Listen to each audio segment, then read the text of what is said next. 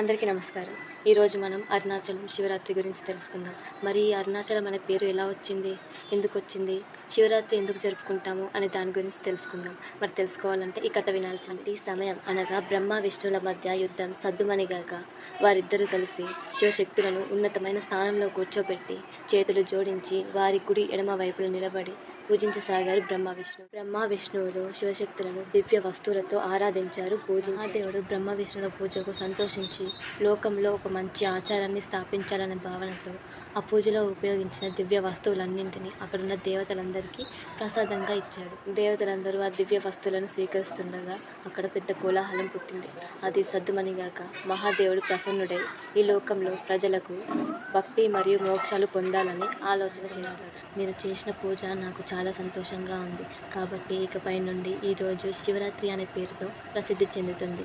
ఈ తిథి నాకు ఎంతో ప్రియమైనది అని ఇలా చెప్పాడు. ఈ తిథి నాడు నా లింగంని కానీ మూర్తిని కానీ పూజించిన అర్చించిన వారికి సృష్టి స్థితి లయములను చేయగల సమర్థుడు, అంటే ఎంతో గొప్ప శక్తివంతుడవుతానని. శివరాత్రి రోజు ఉపవాసం ఉండి ఇంద్రియాలను అదుపులో పెట్టుకొని శాస్త్ర విధానుసారంగా తన శక్తికి తగ్గట్టు ఆడంబరాలు లేకుండా పూజలు చేయాలి.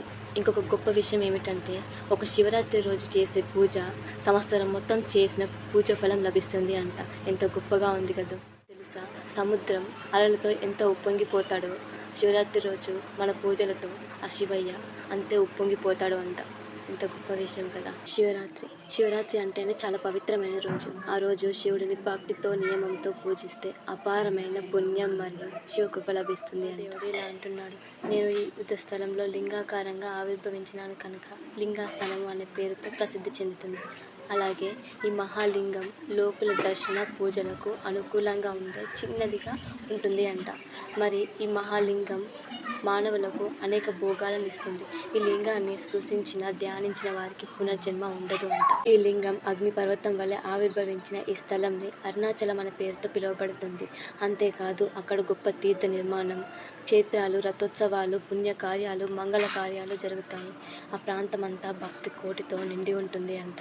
ఆ క్షేత్రంలో దాన హోమ జప తప పుణ్యకార్యాలు చేసిన వారికి కోటి రేట్ల పుణ్యం వస్తుంది. అంతేకాదు శివుడికి ఉన్న క్షేత్రాలలో అది గొప్ప క్షేత్రము అంట, మహత్వపూర్వమైనదంట. ఈ క్షేత్రంలో కేవలం స్మరణ చేస్తే ముక్తి లభిస్తుంది అంట. అరుణాచలంలో పూజలు చేసిన వారికి సాలోక్య, సామీప్య, సాయుజ్య వంటి ముక్తి లభిస్తుంది అంట. అంతేకాదు అక్కడ కోరుకున్న కోరికలు నెరవేరుతాయి. అదంతా మహాదేవుడు దేవతలకు వివరించాక, నాకు 2 రూపాలు ఉంటాయి, ఒకటి సాకార రూపం, ఇంకోటి నిరాకార రూపం, కానీ మిగతా దేవతలందరికీ ఒకటే రూపం ఉంటుంది, అది మూర్తి రూపం అని అంటే. ఈ లోకంలో పర్వతాలు, చెట్లు, తీగలు అన్నీ నా రూపాలుగానే చెప్పబడతాయి.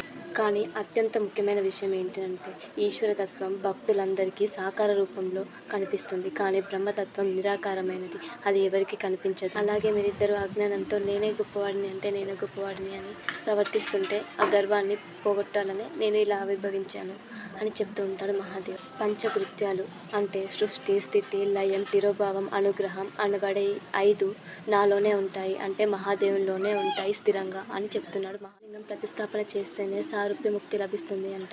అటువంటిది 2వ లింగం ప్రతిష్టాపన చేస్తే సాయుజ్య ముక్తి లభిస్తుంది అంట. క్షేత్రంలో కేవలం మూర్తి ఉండి లింగం లేకపోతే అది సంపూర్ణ శివక్షేత్రం అనబడదు. శివరాత్రి, అరుణాచలం అనే పేర్లు ఎందుకు వచ్చాయి, వాటి వెనక ఉన్న మహత్యం ఏంటి అనే దాని గురించి ఈ వీడియోలో తెలుసుకుందాం. మరి ఈరోజు ప్రశ్న ఏమిటంటే, పంచకృత్యాలు అంటే ఏమిటి, అవి ఏవి? మీకు ఆన్సర్స్ తెలిస్తే కమెంట్ బిలో, నేను ఆ కమెంట్లో మీకు రిప్లై ఇస్తాను. ఓం నమః శివాయ.